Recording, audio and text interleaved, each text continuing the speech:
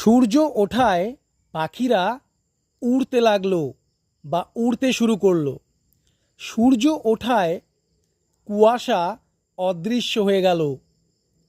আমার মা আসায় আমি পড়াশোনা শুরু করলাম।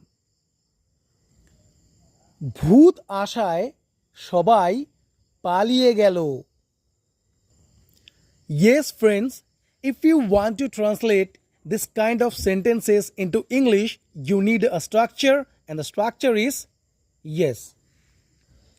সূর্য ওঠায় পাখিরা উড়তে লাগলো।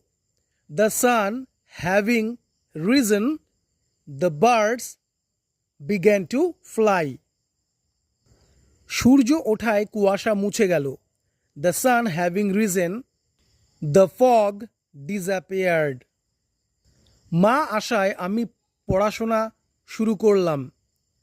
My mother having come, I started studying. ভূত আসায় সবাই পালিয়ে গেল। The ghost having appeared, all fled away.